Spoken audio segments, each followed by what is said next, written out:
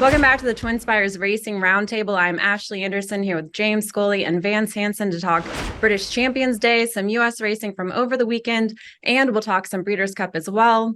And this week in the Breeders' Cup Challenge Series came to an end with 2 races at Ascot. Vance, what were your takeaways from British Champions Day? Well, one of my main takeaways is kind of a disappointing aspect to the afternoon is that the 2 group races held on the straight course.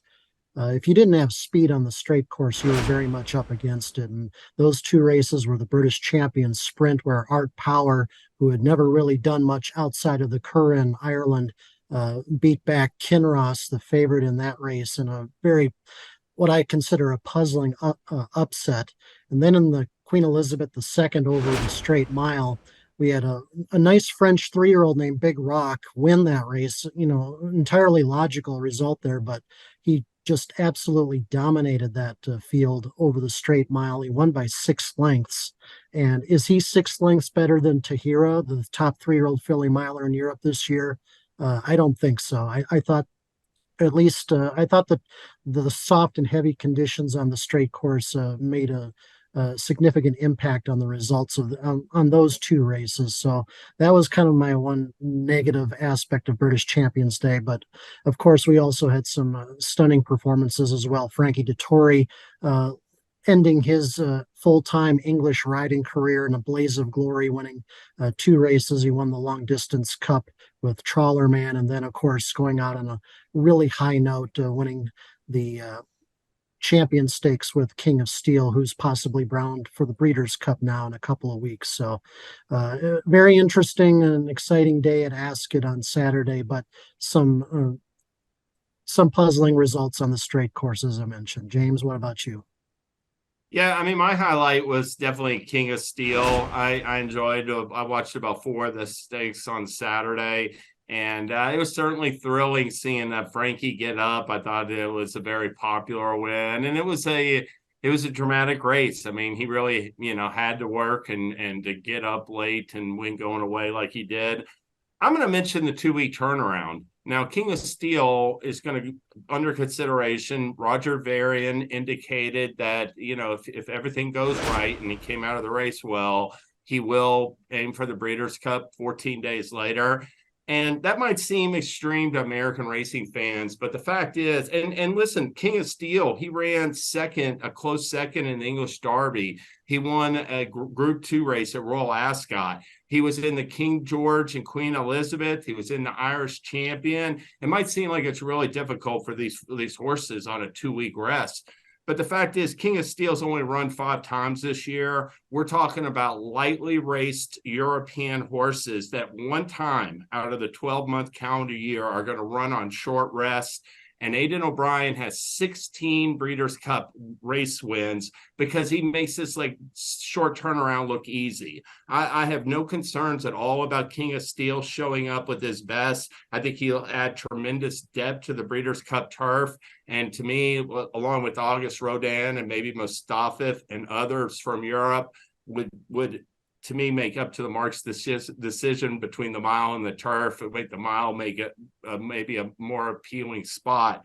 But I did want to mention that, and he is under consideration for both the turf and the classic, but he's got a free bid to the turf, and Varian has 8 Breeders' Cup starts, no wins, but 2 seconds and 2 thirds. He indicated, Ashley, that the turf was the turf's most likely for King of Steel. And talking about the Queen Elizabeth II Stakes with Big Rock winning that race on a rain-soaked turf course, looking at Paddington, he went off as the favorite, ended up finishing far back in 9th out of 11. But Aidan O'Brien said that the Breeders' Cup Mile is still on the table. I personally don't think Paddington is going to come back and win that race. Do you all give him any chances? Well, he took a horse Magician who had run since June and had never been past mile and a quarter and won the Breeders'. I wouldn't put it past him. He caught. I know he had won Vance on soft turf before, but his last race it was a little bit rain softened when he was third, and this race was soft. So maybe the firm ground could help him. What do you think, Vance? Yeah, he seems to be a horse that can handle all sorts of turf conditions. I mean, he did win at Royal Ascot over a dry course and really thrived in the soft and heavy going at Goodwood over the summer. So I think Aiden was kind of chalking up the loss on Saturday to him being a little bit fresh, coming off of a bit of a layoff. So, yeah, I think Paddington probably deserves a free pass for that performance. He's obviously a better horse than that, but is he a slam dunk in the Breeders' Cup Mile? I don't think so. It should still be a very competitive field he'll be facing. So, yeah, he's a contender again if he comes back at Santa Anita, but not a slam dunk. And then Big Rock, of course, broke a streak of 3 straight runner-up finishes, but seems to do better on that soft going. So I'm guessing, Vance, you're also not probably very high on Big Rock going over to Santa Anita.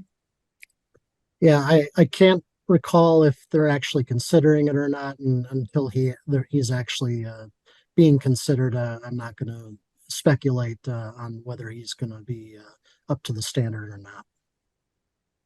All right, well, let's bring it over to the U.S., where we had some exciting stakes action at Keeneland and some impressive debut performances. James, did anything catch your eye over in the U.S. this weekend? Keeneland had 2 stakes on Saturday and 1 on Sunday. They're not going to have any impact on the Breeders' Cup, but I thought all 3 races produced horses that could go on and make some noise. Definitely promising types. I'll mention in the Perryville first for 3-year-olds at 7 furlongs. Race Kane, his last win had come in the one-term Gotham back in March. He ran in the Derby, was coming off a close 4th at 1 1/8 in the Oklahoma Derby, but he cut back to 7 furlongs in that Perryville. I thought he ran a really terrific race, earned a triple-digit speed rating. Looks like a horse that to me should just go on and be a really good miler next year, middle 7 furlong, 1-turn mile type. And there's plenty of races for him to target next year in the spring, like the Carter, the Churchill Downs Sprint, and the Met Mile. So very promising performance. He beat Dr. Venkman by a head. That was Dr. Venkman's 3rd start at stakes debut. Very respectable performance. I think he'll gain a lot from that seasoning. Vava came back later on the card and won the Grade 2 Raven Run for 3-year-old fillies. I think she's a gun runner filly, guys, that is just hitting her best stride right now. This was her 2nd straight graded win. I think she's going to take some beating next year against older fillies and mares. It's really coming on right now. And on Sunday in the Dowager, the 1.5 mile Dowager, Grand Motion has a older long distance filly and mare turf distaffer to watch out for next year in Romagna Mia. This is a filly that had been squaring off against a real classy mare in France, came to the U.S., ran 3rd and against 2 really solid rivals in the Beverly D. And then she took a step forward on Sunday, won by 3 lengths, looked really good doing it. So I think she's going to be targeting major Grade 1 races at longer distances next year. Vance, what did you see? Well, I'm going to address kind of a parochial subject. I know some of us have Eclipse Award ballots, and I know when those ballots go out every December, there's always some social media kvetching about the steeplechase category among many voters. That category gets a lot of defections because some people out there say, "I don't follow the sport. I can't give an educated thought to who I should vote for." Despite the fact there's only 6 or 7 races that determine the champion of this category. I privately say to myself, is it really so hard to watch 6 or 7 races or replays and take an educated guess in the steeplechase category? But I bring this all up because the final Grade 1 steeplechase was held over the weekend. That was the Grand National at Far Hills, and it was won by Noah and the Ark, whose form going into the race this year was left a lot to be desired on paper. And so that result produced the 5th different Grade 1 steeplechase winner of the year. And so this category for all of us Eclipse Award voters is going to be just a total dart throw hodgepodge selection. What do you like right now, Vance? And my final point of this is going to be that, maybe the folks that have said, I don't have a really good feel for this division every year. I'm going to defect. This might be the first time I defect in this category and say, I'll let everybody else decide who the champion is. And, I think this has almost been kind of a trend in recent years too, in some years, that there's just been no standout performer in the division. And, I don't know if this is going to be an anomaly or not this season, but perhaps it's time for maybe this particular award to go to a committee of people uh, within the steeplechase community. Perhaps we could throw in a best breeder eclipse award for that as well. So this is going to be a tough decision for most folks, and this is one where I might just abstain. How about you, Ashley? Well, I'm guilty of not watching much steeplechase, so I'll move it back over to some thoroughbred racing with a maiden special weight where Nysos won by 10 lengths on debut. This is a 2-year-old colt by Nyquist and out of a mare by Preakness winner Bernardini and a ball Baffert trainee who actually went off at 6-1. His 2 stablemates were around 3-1 at post time, and Nysos came out and just absolutely dominated this field. Won in a minute 8.97 seconds, beat Urban Legend, who was his stablemate, as well as British Isles. And I don't know if he's going to turn around and race in the Breeders' Cup Juvenile. It's a very quick turnaround, but certainly think he could be dangerous in that field, and obviously bred to enjoy classic distances as well. So if we don't see him in the Breeders' Cup Juvenile, certainly a horse to watch out for on the Triple Crown Trail. He had a 102 Brisnet speed figure on debut, actually 2 points better than Muth's career best, and Muth will be racing the Breeders' Cup Juvenile. Also, Prince of Monaco, that's a career best 102 for Prince of Monaco as well. So he's right up there with his stablemates and could be an interesting horse coming down the line next season. Baffert won a Breeders' Cup Juvenile with a last out maiden winner, New Year's Eve. Yeah. Who unfortunately didn't run at 3 after winning the juvenile, but it came at Santa Anita. It's New Year's Day or New Year's Eve. New Year's Eve. You're right. New Year's Eve. Thanks. I can never get any of them straight. Vance. It's New Year's Day, isn't it? I think it was New Year's Day. It's New Year's Day. Yeah, it's not New Year's Eve. New Year's Eve, I think, is a current older filly on the Third turf. runner. Yeah. It's New Year's Day. Very hard to keep it straight. Well, let's stick with the Breeders' Cup, and on a lighthearted note, we'll end by talking about our first Breeders' Cup memories. And we'll go with you, Vance. Tell us about the first Breeders' Cup that you remember watching and maybe your favorite memory from that. Well, I remember dabbling a little bit for Breeders' Cup 3 at Santa Anita in 1986. I remember my dad putting in some bets for me, but I kind of stopped watching on television after the first race, the juvenile, and came back to it. We got it on videotape, and I watched it probably dozens of times afterwards. But moving on, the first Breeders' Cup that I watched from start to finish on television was the 1987 edition at Hollywood Park.